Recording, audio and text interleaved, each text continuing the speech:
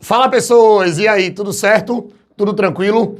Hoje é um dia muito especial aqui no Cardume, tá? Porque hoje é o dia que eu vou receber o meu amigo, professor de Geografia, Orlando Castro, aqui na série Tubarão Convida, tá? Então, assim, você que vai fazer todo tipo de vestibular, não pode perder essa aula de Geografia sobre a China. Ei, tu que vai fazer Enem, sempre tem China, tá? Você que vai fazer vestibular, sempre aparece alguma coisa sobre a China na prova de geografia, tá? Então, assim, se tu não quer mais errar essa questão, não sai aqui do canal, tá? E já vou adiantando. Antes que tu se empolgue muito com essa aula aqui, com essa coisa do Tubarão Convida, faz o seguinte, se inscreve aqui no canal do Tubarão e aqui na descrição dessa aula tá exatamente o link do canal do professor Orlando, do meu amigo Orlando, Vivendo a Geografia com o professor Orlando Castro, tá? Então, assim, você hoje vai me ajudar duas vezes. Você vai se inscrever aqui no Cardume para continuar recebendo aulas de biologia, tá? Mas também você vai lá na descrição e vai se inscrever no canal Vivendo a Geografia com o professor Orlando Castro, porque lá eu tenho certeza que ele vai fazer tu acertar todas as questões de geografia, tá? Mas assim, para eu não conversar mais com vocês, ei menino, roda a vinheta que lá vem o professor Orlando. Valeu!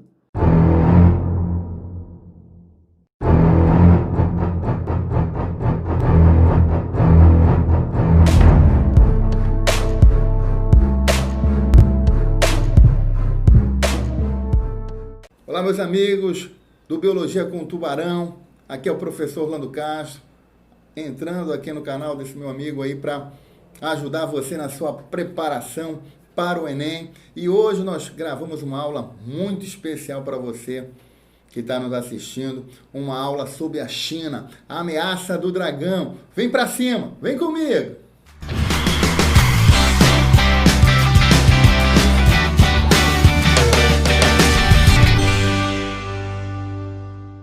Então nós vamos falar sobre a China, a ameaça do dragão. Aí na imagem você vê que a setinha, né?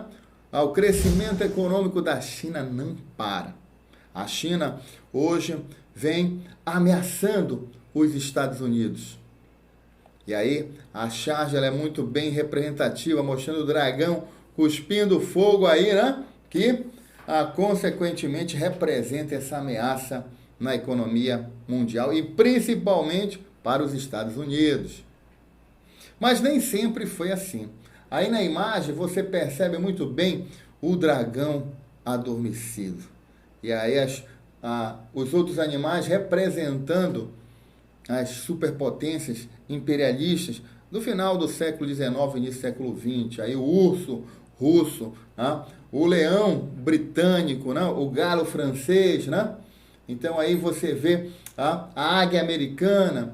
Então esses animais vão representar aí esses países imperialistas que durante muito tempo influenciaram o mundo, né? Especialmente aí a China, inclusive tomando territórios chineses, como por exemplo Hong Kong, durante a Guerra do Ópio aí foi anexada pelo Império Britânico, Macau pelos portugueses, enfim. Então isso sem contar que durante muito tempo a China se isolou do mundo, né? A palavra China significa império do meio. Esse império buscou se isolar. E a muralha da China representa esse isolamento da China.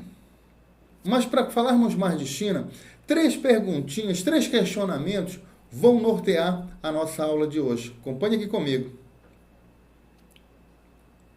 O que é a China?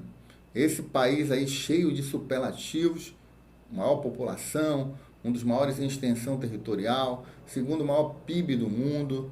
Então é um país que vai ter uma particularidade bem interessante, principalmente pelo seu regime político, o socialismo de mercado. Quais as suas características? Nós vamos fazer a anatomia do dragão. Olha que legal aí! E por último, né? Buscarmos entender quais os seus maiores desafios, o que preocupa a China e o que o mundo também fica muito atento para o desenrolar nesse país extremamente complexo, diverso, contraditório e ao mesmo tempo desigual. Vem comigo! Então, como podemos observar aí, olhando o nosso mapa, o país que tem a maior população do mundo. Então, 1,4 bilhão de habitantes. E isso preocupou durante muito tempo os chineses, principalmente aí devido ao histórico passado de fome. É por isso que os chineses têm um hábito muito peculiar e até exótico de se alimentar. Porém, hoje, com o crescimento econômico, com o aumento de uma classe média, surgimento dos capitalistas vermelhos, os chineses comem muito bem. A segunda maior economia do mundo, aí com um PIB de 18 trilhões de dólares e se aproximando do PIB americano em torno de 20 trilhões, o que daqui a 1 ou 2 anos isso já pode ser uma realidade. Terceiro maior país em extensão territorial, e aí também de um processo imperialista através de anexação de outras repúblicas, de outros territórios autônomos, como por exemplo aí em 1959 a invasão ao Tibete budista, ou mesmo as anexações no final dos anos 90, caso aí de Hong Kong, devolvida pelo Império Britânico, e Macau, devolvida pelos portugueses. Localizada no leste asiático, aí você pode olhar o mapa, né, lá em cima o mapa do globo, e aí você percebe a China no leste asiático, numa região muito estratégica, aí a bacia do Pacífico, a região de maior dinamismo econômico do planeta, que substituiu ainda no final dos anos 80 para 90 ao Atlântico Norte. Até a Segunda Guerra Mundial, o Atlântico Norte ele era o centro da economia mundial. E hoje esse centro ele repousa na bacia do Pacífico, onde estão aí as maiores economias, em especial a costa oeste americana, costa leste chinesa, onde você tem as zonas econômicas especiais, o Japão, né? Os tigres asiáticos, aí, Hong Kong, Taiwan, Singapura, Indonésia, Malásia, Filipinas, ou mesmo Austrália, Nova Zelândia, o tigre latino, Chile, né, com a sua costa voltada para o Pacífico. Então você tem essa região aí, onde a China está presente como uma região de maior dinamismo econômico. Maiores taxas de crescimento. Então, é importante você entender que desde 1989, quando o reformista Deng Xiaoping, sucessor do grande líder Mao Tse-tung, criou as chamadas zonas econômicas especiais, promovendo uma reforma econômica no país, a chamada Denguestroika, né? Que vai inspirar Mikhail Gorbachev a fazer a sua perestroika. E o que foi a Denguestroika? Foi a abertura econômica da China ao capital estrangeiro, especialmente no litoral, e em algumas cidades pré-selecionadas que vão servir de plataformas de exportação para as multinacionais japonesas, americanas e europeias que vão se instalar na China buscando se aproveitar das vantagens locacionais. É isso mesmo, as empresas vão ver um grande negócio, um negócio da China. Apresenta 15% do PIB global. Importante você entender isso, porque isso é uma das expressões do crescimento econômico. Além de ter aproximadamente em torno de 30% da produção industrial, a China produz para quase todo mundo, o mundo todo. Então, criando estratégias de consolidar esse crescimento econômico, investindo em infraestrutura em países parceiros, seja da Ásia, seja da África ou mesmo da América. O que vamos chamar de um projeto imperialista e ambicioso dos chineses, conhecido como Nova Rota da Seda. Sua política é denominada de socialismo de mercado. É muito importante você saber essa política, porque ela é uma política muito peculiar e específica da China. Isso tem caído volta e meia nos exames. Então fique atento aí. O socialismo de mercado é uma política econômica em que há uma centralização política e uma descentralização econômica. Então, o poder político continua na mão do Estado comunista, aí, do PCC, do Partido Comunista Chinês. Mas, no entanto, a economia ela abriu gradativamente, principalmente na parte litorânea, onde tem as cidades chamadas de plataformas de exportação, que no seu conjunto compõem as ZEIs, as Zonas Econômicas Especiais. Seu presidente é Xi Jinping. Desde 2013, ele vem comandando o país e tem autoridade, né, para continuar essa guinada aí rumo à liderança global. Mas, no entanto, é importante a gente destacar e não esquecer de alguns líderes, não? Como a gente já falou aqui, Deng Xiaoping e o grande herói da revolução, Mao Tse-tung, que nós vamos falar mais dele. Bem, a China é socialista desde 1949, quando ele, o grande herói, Mao Tse-tung, promoveu aí a Revolução Chinesa de 1949, uma revolução que tem a sua particularidade, criando a doutrina maoísta, uma doutrina baseada no movimento camponês. É isso mesmo, o campo na China estava arrasado. Durante anos aí da república implantada no país, pós-derrubada do Império Chinês, e principalmente do Partido Nacionalista, o Kuomintang, liderado por Chiang Kai-shek. E Mao Tse-tung consegue romper com essa estrutura extremamente subserviente às potências imperialistas e promove a Revolução Chinesa, e a partir daí uma série de fatos vão acontecer e culminando com a sua morte em 1976. Então, o principal parceiro comercial do Brasil, é importante a gente entender muito bem isso. Então, a China representa em torno de 20% das exportações brasileiras, principalmente aí ferro, soja, frango, né? Então, as chamadas commodities. Líder dos BRICS, grupo dos países emergentes, desde 2006 aí, a China, o Brasil, a Rússia, a África do Sul e a Índia formaram esse grupo de países emergentes. Esse bloco aí tem um grande poder agressivo no mercado em virtude de ter algumas particularidades em especial. São países de grande extensão territorial, o que dá uma grande reserva de recursos naturais. São países que têm mercados consumidores significativos, o que dá um público aí muito importante para o crescimento econômico desses países e do próprio bloco. Você tem uma ideia, esse mercado consumidor tem garantido aí, nesse contexto de pandemia, os países continuarem aí a crescer economicamente. Então, esse é um ponto importante, esses mercados aí servirem, né, para o que chamam de cooperação, muitos chamam de cooperação sul-sul. Destaque para as vantagens locacionais da China. Então, a China, ela oferece mão de obra barata, matéria-prima abundante, mercado consumidor, né?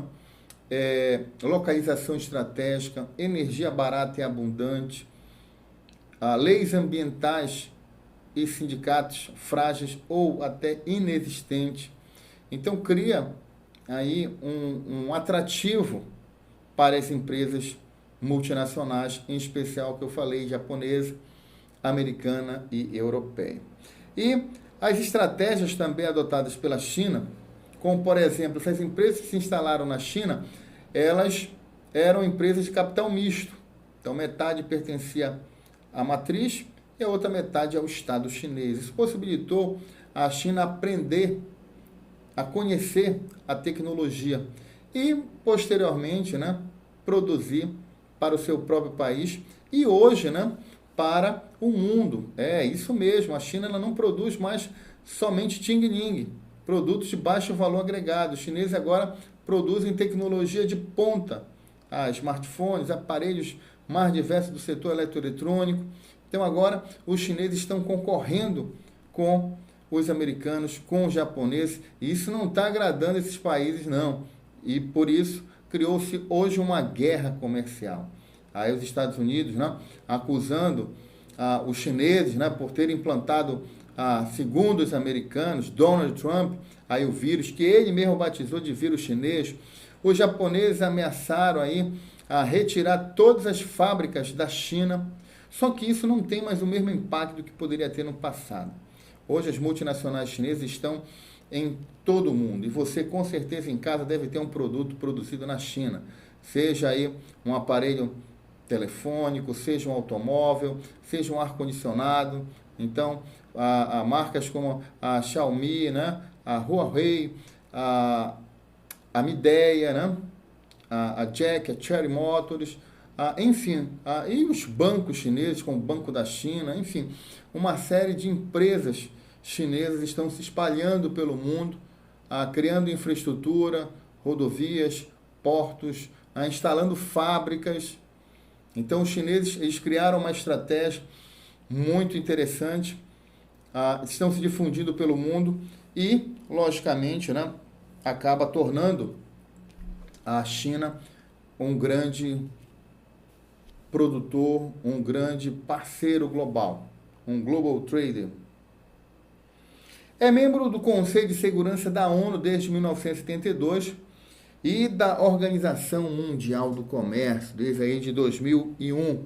E é muito interessante a gente falar disso. Por quê? Porque a ONU ela tem como base a Declaração Universal dos Direitos Humanos. Ela é defensora da paz, da democracia, e a China, historicamente, tem sido acusada de não respeitar os direitos humanos, de não permitir a liberdade de expressão, de promover perseguição política.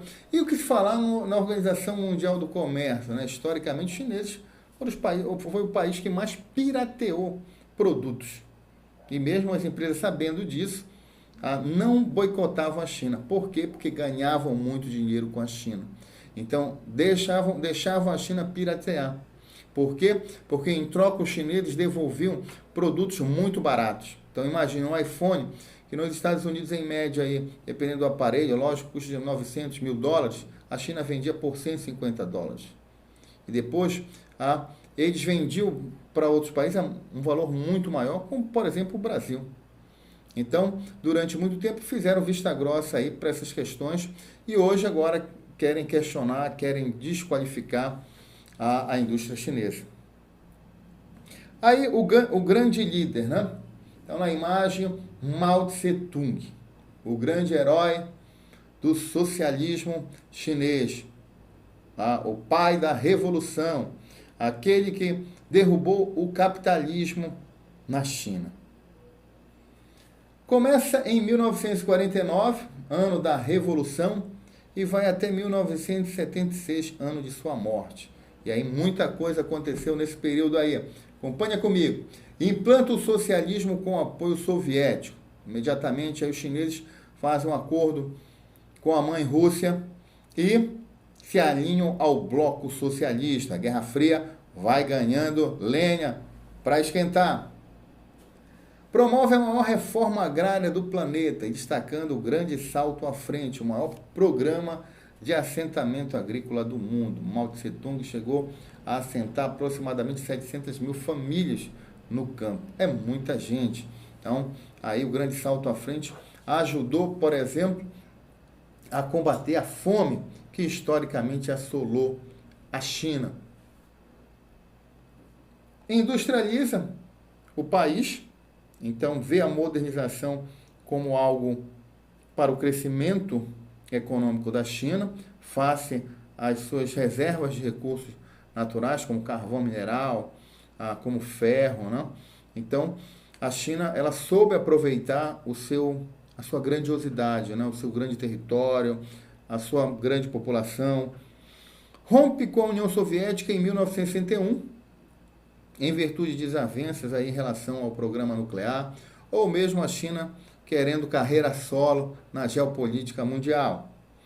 Promove a Revolução Cultural em 1906, criticado, questionado, Mao Tse-tung dá poder aos jovens da China, cria a sua cartilha vermelha e persegue opositores, enfim, muda as leis e se torna o líder absoluto da China.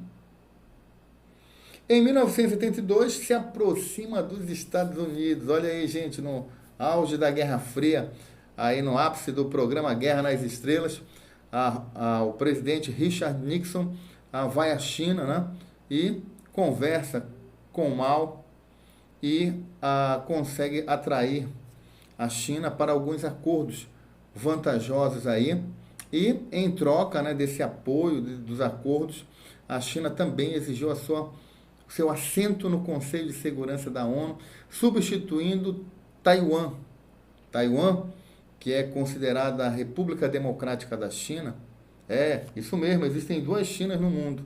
A China continental, também chamada de República Popular da China, e a China insular, também chamada aí de República Democrática da China, ou simplesmente Taiwan, também chamada de Ilha de Formosa. Então, você tem aí algo bem interessante, né, para entender essa geopolítica. Então, a China, que no primeiro momento, ainda com Mao Tse-tung, se alia ao bloco socialista, posteriormente rompe por divergências internas com ela, e em 72 começa uma parceria com os Estados Unidos. Olha que interessante, né? Aí capitalista e socialista apertando a mão, né? Não tem mais ideologia, a ideologia é o mercado. Com sua morte, assume o reformista Deng Xiaoping. E aí, esse menino aí é o grande responsável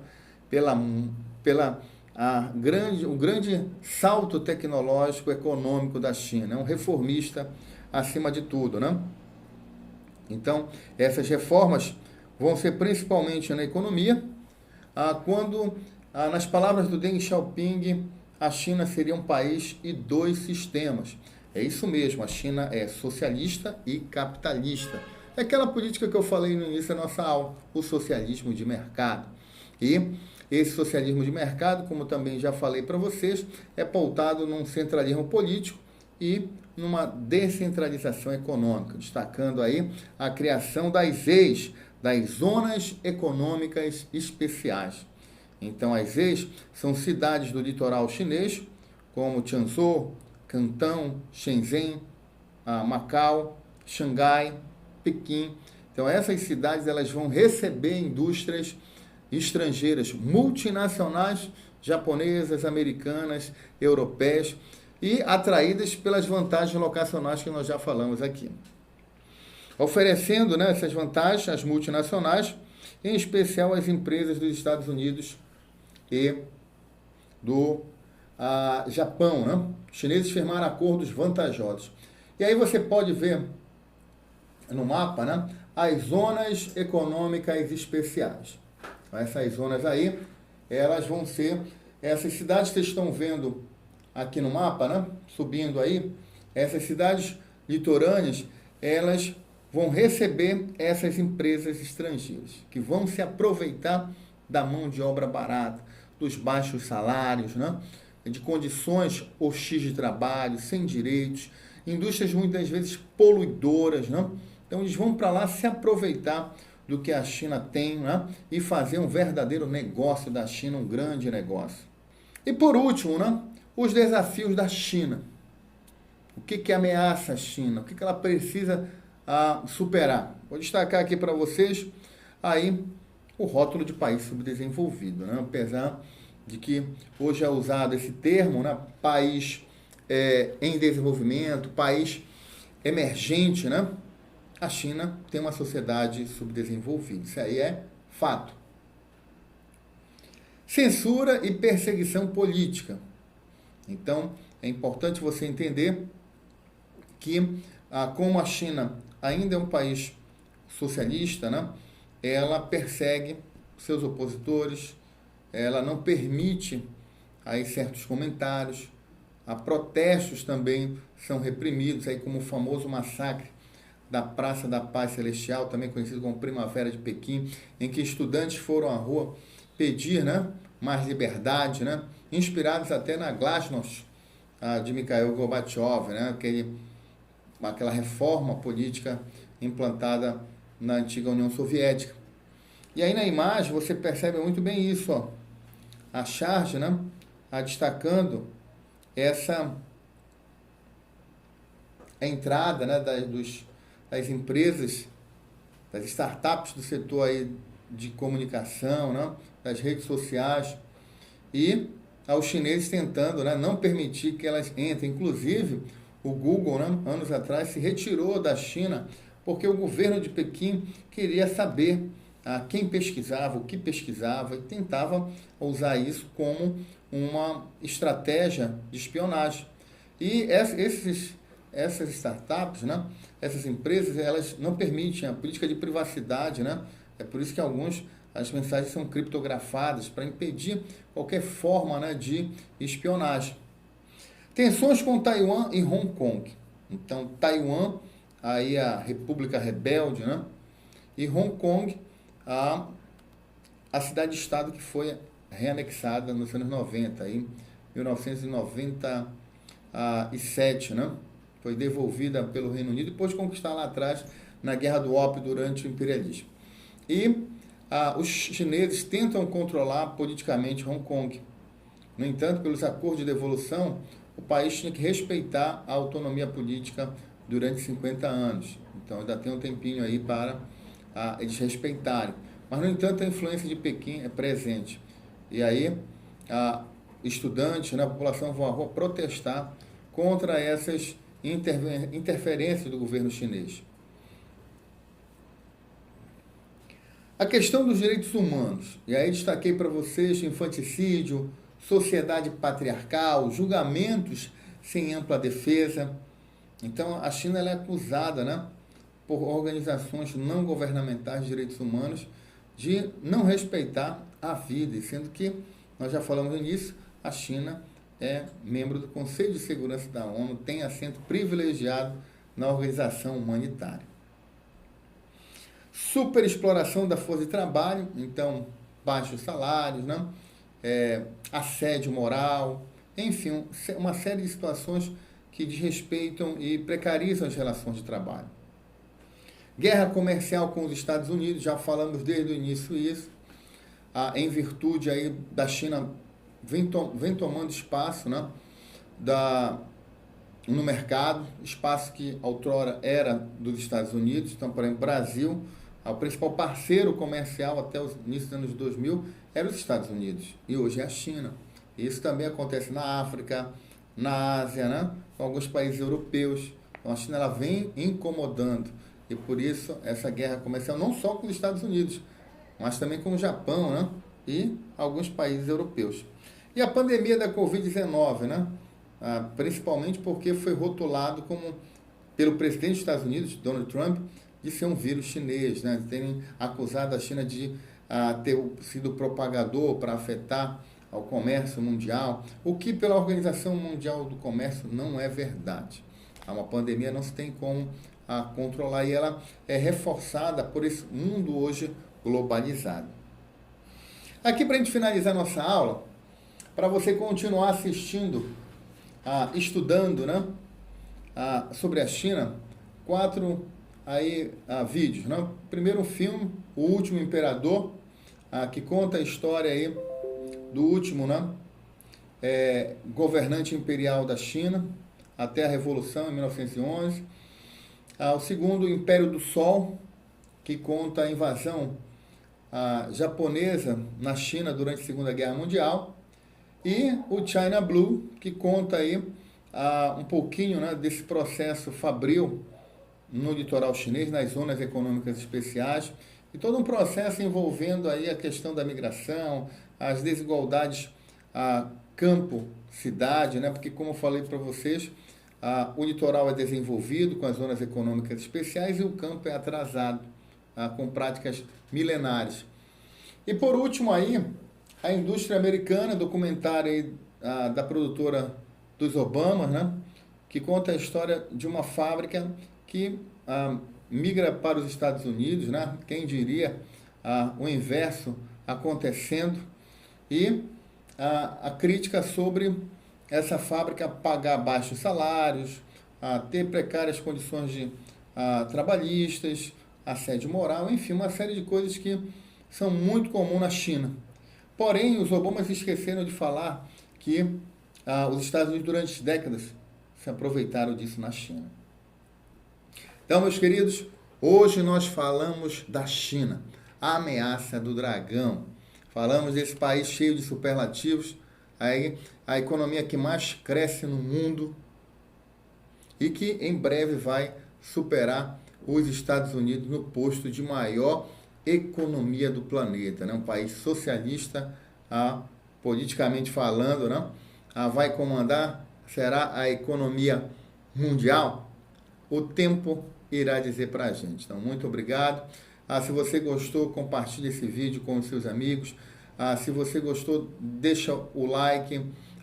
E o mais importante, que nós iremos também colocar na comunidade textos, questões falando de China. Então, ficamos por aqui. E não se esqueça que geografia não se estuda, geografia se vive.